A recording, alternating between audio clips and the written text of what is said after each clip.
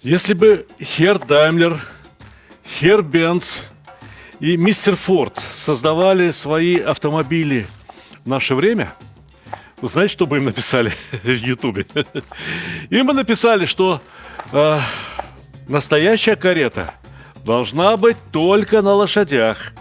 А это у тебя не карета, а самобеглая повозка.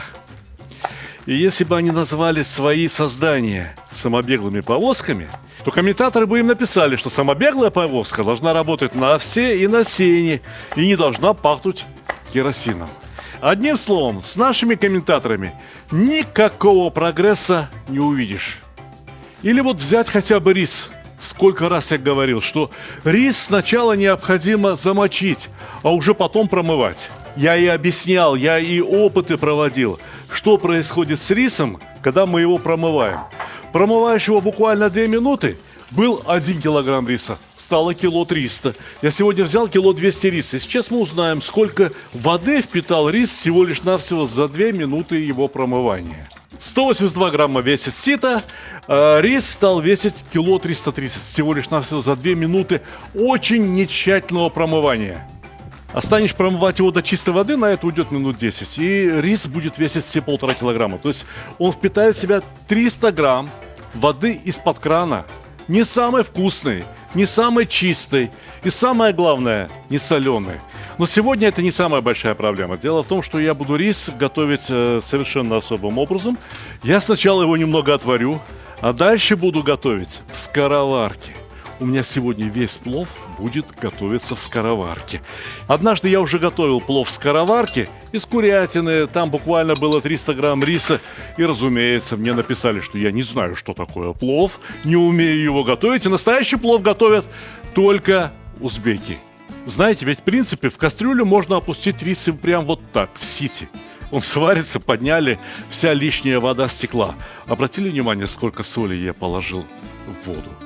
Лишь часть соли впитается в рис, а остальная соль останется в воде, в кастрюле. Поэтому соли надо брать на каждый литр воды 1 столовую ложку. А еще меня очень часто спрашивают, сколько минут варить рис, сколько минут жарить мясо.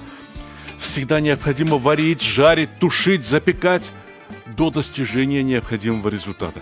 Но если вам так уж необходимы точные минуты и секунды, то вот этот хороший рис Лазарь, выдержанный несколько лет, необходимо варить всего лишь навсего 4 минуты. Примерно минуту я с вами уже проговорил, поэтому таймер на 3 минуты.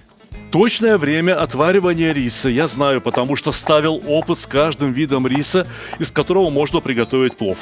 Ровно про это и написана книга «Плов. Кулинарные исследования». Еще очень часто возникают споры, что вперед жарить, лук или мясо. На эту тему я тоже провел эксперимент, сделал определенные выводы, но дело в том, что мясо бывает очень разным. Сегодня я взял такое мясо, которое, в обычный плов не очень-то и положишь. Это говяжьи голяшки. Если их просто отварить в воде, да вот еще в скороварке, понимаете, закрыв крышкой, через 1,5 часа получишь фактически холодец. Как может липкий бульон от холодца воздействовать на рис? Вы понимаете, получится каша. Поэтому сегодня рис у меня будет готовиться не в зирваке, а на пару. И пусть мясо с луком останутся липкими. Кстати говоря, вот и про лук ведь тоже очень часто идут споры, и люди, которые где-то что-то там слышали, они говорят, что правильный настоящий плов должен готовиться из килограмма риса, килограмма моркови, килограмма мяса и килограмма лука. Ребята, возьмите килограмм лука, пожарьте его в масле, добавьте к нему немного воды, потушите и посмотрите, какой замечательный клей у вас в результате образуется. Вынимаем рис, дуршлаг, сито, и пусть лишняя вода стечет. Каждый килограмм риса Лазарь, разумеется, если он хороший, способен впитать в себя 1 литр 200 грамм воды. Сколько он впитал после замачивания и отваривания, вот будете готовить, возьмите да и взвесьте. Но рис сейчас вовсе не готов. Ему еще готовиться да готовиться. Он будет готовиться на пару, а точнее на запахах, которые будет издавать вот это мясо, жареный лук и в конце концов морковь. Ну, еще тут есть кое-что. Масла, изюм, горох. Одним словом, плов у нас сегодня получится, ну, по некому подобию ташкентского. В ташкентском плове, а точнее в его современной модификации, рис готовится вообще только на пару. Ну, там рис берут такой круглозерный, не очень дорогой. Его промывают, замачивают, он напитывается водой. Этой воды ему достаточно. И дальше все происходит исключительно на пару. О секретах ташкентского плова мы с вами еще поговорим. Я только солью воду, потому что сегодня я буду готовить плов не в казане, исключительно в скороварке. Скажите, пожалуйста, знатоки и гурманы, сможете ли вы определить, где жарилось мясо? В казане либо в кастрюле? Я вам по секрету скажу, не сможете. А вот оценить вкус масла либо жира, на котором жарилось мясо, я, например, смогу. Я беру хорошее масло из виноградных косточек. Обратите на него внимание в магазинах, кое-что я сделал, теперь масло подорожает. И на вытопленном бараньем жире. Я курдюк вытапливаю заранее, сразу, большим количеством, чтобы не тратить на это время каждый раз. Вот у меня отличный бараний жир. Смешиваем примерно 2/3 косточкового масла и 1/3 бараньего жира. Получится очень хорошо, получится очень вкусно. Хотя я знаю точно, что мне скажут знатоки. Знатоки скажут, что надо готовить непременно на хлопковом масле. Во-первых, мы все, выходцы из Средней Азии, говорим на особом среднеазиатском диалекте, в котором говорится хлопковое, а не хлопковое масло. А так-то я знаю правила русского языка не хуже вас, уж поверьте мне. 10 книг написал как-то. Вот масло необходимо разогреть до дымка. Это обязательно. Знаете почему? Потому что если масло недостаточно разогретое, мясо пожарится иначе. Необходимо в данном случае, чтобы мясо пожарилось, ну, буквально вот до хрустящей красной корочки. Знаете, почему сегодня я выбрал такое странное мясо, говяжьи голяшки? Да потому что только в скороварке и можно приготовить с ним плов. Потому что если его тушить в обычных кастрюлях, ну, то есть обжарили, а потом потушили вместе с овощами, вместе с луком, там, не знаю, вместе с помидорами, ну, одним словом, итальянская осабука, то на это уходит обычно 3-4 часа. Плов, морковка, рис, все за это время вдребезги переготовится. Но в скороварке все получится. Поэтому целесообразно взять именно скороварку для такого мяса. Вот теперь, когда мясо уже покрыто румяной корочкой, можно опускать лук. И только теперь есть смысл посолить мясо. Потому что если бы мы посолили до сих пор, ну, эта соль просто бы опустилась на дно масла. Не растворяется соль в масле. А сейчас лук начнет выпускать сок, и там все растворится. Здесь у меня добрых 2 килограмма мяса. Поэтому я беру 1,5 ложки соли. Да еще и черного перца. Черного перца, ну, едва ли не столовую ложку. Будет вкусно. Ох, и вкусно же будет. Накроем крышкой, убавим огонь, да-да, пусть пар вот здесь сохраняется, пусть поработает немного над мясом, и потом продолжим. Пока жарилось мясо, я переложил рис вот в эту миску из сита, в которой, собственно говоря, рис и будет готовиться здесь, в скороварке. Сейчас рис весит 2 килограмма, впитал в себя 800 граммов воды. Знаете, какой это рис? Сейчас он еще довольно жесткий, хрустит внутри, то есть ему предстоит впитать еще граммов 300-400 влаги, что и произойдет на пару, да еще и под высоким давлением. С чего вообще говоря я решил готовить рис под высоким давлением. Мясо внутри, видите, еще какое. Оно еще довольно жесткое и явно сырое. Да ровно потому, что несколько лет назад, еще в те времена, так сказать, я был на выставке в Германии и видел у одного парня просто шикарный аппарат для приготовления еды под очень высоким давлением, когда температура кипения повышается довольно значительно. Я спросил, зачем эта штука тебе? Ну и он, видимо, зная, чем я занимаюсь, что плов да рис, сказал, что здесь можно готовить даже рис. И вот теперь я вижу, что корейцы, ну, специалисты, собственно говоря, в приготовлении риса, начали изготавливать рисоварки, которые готовят под давлением, да еще и индукционные, с 3D-нагревом. То есть, где рис греется не только снизу, а и с боков, и сверху. Понимаете? Правда, стоят эти рисоварки каких-то совершенно невменяемых денег, и я подумал, а чем, собственно говоря, плоха обычная скороварка. Не алюминиевая в данном случае, стальная. Может работать и на индукционной плите. То есть я могу не просто готовить, но еще и контролировать температуру внутри этой скороварки. Ведь на индукционной плите я могу выставить ту температуру, которая мне необходима. Я обрезал мясо со слишком больших уж кусков, потому что сейчас мне здесь должно уместиться все. И морковка, и рис, и еще кое-что. Но самая главная причина, по которой я взялся готовить плов в скороварке еще раз, несмотря на то, что в прошлый раз мне написали, это не плов и так далее, ну вы сами понимаете, да, что они и Форду бы написали, что это у тебя не карета, а телега какая-то, да? Так вот, ровно потому, что таким образом, чтобы рис готовился на пару, кажется, до меня этого никто не делал. То есть я буду первым. Еще пару слов про масло. Ну, непременно, сколько раз приготовишь плов, все скажут, надо было готовить на зигир-йох. Что такое, значит, зигир-йох? Йох – это по-узбекски масло. Зигир – это лен. Но эти масла обычно изготавливают из 70-75% льняных зерен и 25-30% кунжутных зерен. То есть это смесь льняного и кунжутного масла. Можно приготовить целиком, полностью на таком масле, прокалить его как следует. Но сейчас я его добавляю сюда буквально как специю. Вот пара столовых ложек, и вот этот специфический вкус зигир-йох уже здесь сохранится полностью. Ну, про то, что плов надо готовить непременно на хлопковом масле, знатоков-то много. Куда деваться от знатоков? Значит, я им рассказываю, вот этим самым знатокам, что хлопковое масло было изготовлено впервые в Узбекистане, в Коканде, в 1908 году.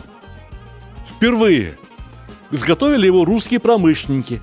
Поэтому узбеки, киргизы, таджики не покупали это масло, сомневаясь в его халяльности. Понимаете меня? Зиры не забыть. Зиры не забыть вот сюда именно насыпать, где она еще, может быть, соприкоснется не только с паром, но еще и с маслом. Именно в масле хорошо растворяется запах зиры. Вот так. Вот сюда. Знаете, бывает красная морковка очень вкусная, бывает желтая морковка довольно невкусная. Надо выбирать не желтую и не красную, а вкусную морковь. Вот и все. Очень важно соблюдать правила подготовки продуктов. Вот это сухой горох нахут. А вот это замоченный.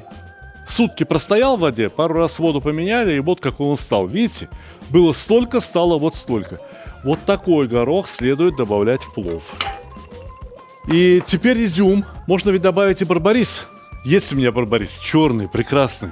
Отличный среднеазиатский барбарис.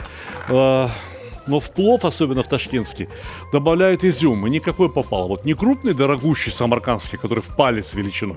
Не черный, не белый, а вот такой, красновато-желтый. Можно и вообще золотистый. Но в нем не должно быть косточек. И это должен быть мелкий кисло-сладкий изюм. Непременно кисло-сладкий. Для чего нужна эта кислота, мы сейчас с вами поговорим. А вот теперь поверх этого слоя всю красную морковь. Красная морковь подальше от нагрева. Греется кастрюля снизу. Красная морковь готовится быстрее желтой. Вот и вся разница. Поэтому ее подальше от нагрева, и все будет в порядке. Поверх красной моркови, хоть она и сладкая, еще изюма. Я вам, значит, скажу. Некоторые говорят, вот та морковь сладит, та кислит и так далее.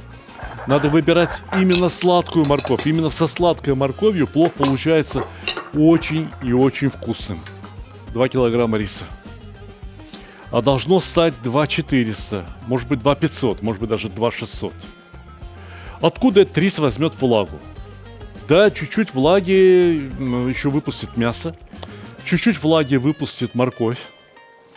Но в целом практически неоткуда. И кроме того, нехорошо будет, если там внизу вот это мясо пригорит. Мясо, лук, понимаете, все это склонно к пригоранию. Тем более, что мы готовим в скороварке, практически плоскодонной кастрюле. В казане рис грелся бы еще и с боков от стенок. А здесь он так греться не будет. Будет греться только от пара. Не помещается. Хотел вот так сварить. В другой раз сварю именно вот так, прямо на пару. Но сейчас он тоже будет готовиться на пару, потому что вот эти пол-литра бульона, готового бульона, я налил, он там где-то будет внизу. Будет проходить через морковку, через зиру, через мясо, через лук жареный, через изюм. И вот весь этот вкусный ароматный пар будет впитываться куда? Правильно, ребята, в рис. Значит, рис сейчас довольно липкий. И это нормально, это абсолютно правильно, потому что рис состоит на 80-90% из крахмала. Крахмал плюс горячая вода дают клейстер. Но, слава богу, существуют законы природы, существуют законы химии. И с клейстером при высокой температуре, а точнее при температуре 102 градуса, происходит химическая реакция. Он распадается на глюкозу и на воду. Видите, какой рис? Вот он весь вот прилип. Легче всего эта реакция происходит в присутствии какой-либо кислоты. Но если мы готовили плов стандартный, в зирваке я бы добавил этот барбарис, и зирвак бы стал бы чуточку кисленьким. И эта кислота попала бы на рис, и кислота от барбариса сработала бы как катализатор химической реакции, о которой я сейчас говорю. Но дело в том, что так сработает любая кислота, хоть серная. Не говоря уж о кислоте, которая получается из лимона. Знаете? Вот я сейчас выдавливаю лимонный сок. Лимонного сока из половины лимона более чем достаточно. Но дело в том, что если я сейчас начну поливать этим соком, получится пятнышками. Не польется весь рис. Поэтому смешиваем лимонный сок с водой. Было бы хорошо вообще с кипятком смешать. И вот этим разведенным лимонным соком я могу полить уже практически весь рис. Понимаете, кислоты достаточно, более чем достаточно. Но зато теперь весь рис промочен этой самой кислотой, лимонной кислотой. Можно взять лимонную кислоту обыкновенную. Разведите ее в воде. Можно было взять эту лимонную кислоту и насыпать в воду, в которой мы варили рис. И тоже получилось бы все очень замечательно. Как вы думаете, вот эти голяшки за сколько приготовятся, а? Я думаю, примерно за час. Примерно через час они станут вполне себе съедобными. Поэтому закрываем и скороварку оставляем ровно на час. Таймер 60 минут.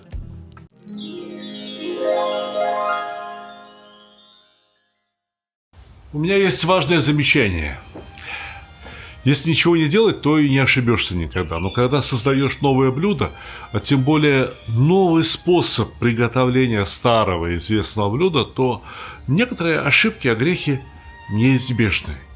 И в этот раз я совершу целых 2 ошибки. Расскажу вам для того, чтобы вы научились на моих ошибках. Вы же умные люди. Голяшки следовало потушить с луком и с небольшой частью моркови в состоянии скороварки. Понимаете? Может быть час. И голяшки превратились бы просто в чудо. А вот свежей части моркови и рису достаточно было бы под крышкой скороварки простоять всего лишь навсего 20 минут. Для того она и скороварка. Все приготовилось точно так же, как в обычном плове, в обычном казане готовится за 40-45 минут. Ну и еще одна ошибка. Когда рис нагрет, а скороварки он нагрет основательно, он продолжает впитывать в себя любую влагу. Если влаги нет, рис можно держать в нагретом состоянии хоть несколько часов, и ничего плохого с ним не произойдет. Но когда лишняя влага есть, он продолжает впитывать эту влагу до последнего, пока не превратится в обычный комок клейстера. Лишней влагой был разведенный лимонный сок. Сам по себе лимонный сок в плове очень уместен, но его надо было добавить в воду, в которой мы варили рис. Попробуйте этот рецепт с учетом моих замечаний, и вы убедитесь, что ваш Сталик Ханкишиев в плове и в кулинарии кое-что понимает.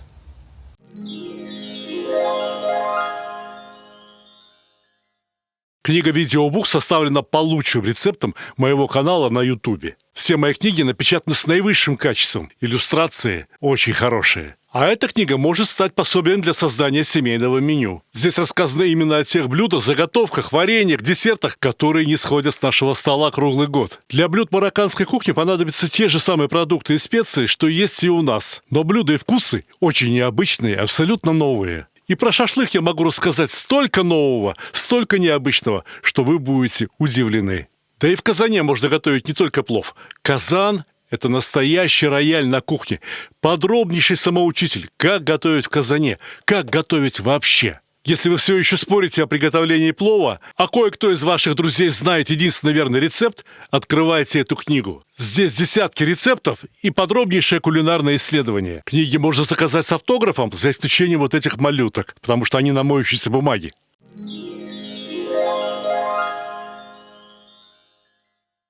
Ну а теперь посмотрите, чем дело закончилось. Не так уж все и страшно.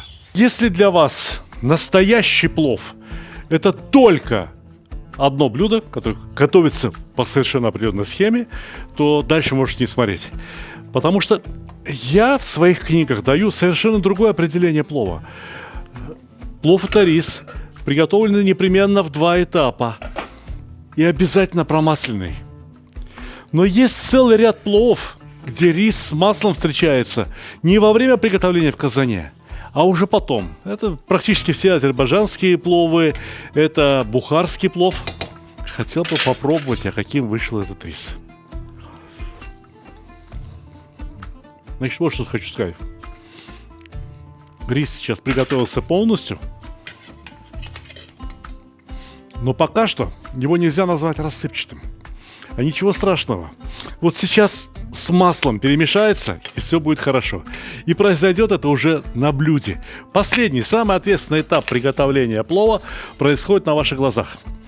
Когда в Ташкенте готовят рис на пару, он у них получается примерно таким же. Потом они аккуратненько сгребают его в одну сторону казана. А на дне казана у них там, наверное, с пол-ведра, либо ведро растительного масла, в котором они готовили мясо, вот эта вот морковочка там вся, и берут этот рис, уже отваренный, опускают в масло, бултыхают его там, споласкивают. Рис искупался в масле, стал рассыпчатым. Разумеется, после масла любой рис станет рассыпчатым. И потом уже, значит, показывают, вот берут шумовку, встряхивают и говорят: смотри, посмотри, какой у меня рассыпчатый плов. Способ хороший. Только скажите, пожалуйста, куда они потом девают это ведро масла? Не знаете? А я знаю. Брали 10 литров масла, осталось 8. Доливают пару литров свежего и готовят следующий плов. И все эти пловы пахнут старым маслом, как пирожки на вокзале. Так что испортить можно любую хорошую идею. То, что предлагаю я вам сейчас, будет выглядеть несколько иначе. В конце концов, мне важен вкус риса, а не только его рассыпчатость. В конце концов, мне важнее, какой вкус и какую консистенцию имеет мясо, а не колотить понты перед теми, кто ничего не понимает в плове. Потому что мои подписчики, особенно мои старые подписчики, уже отлично понимают и в плове, и в мясе. Посмотрите, какое мясо.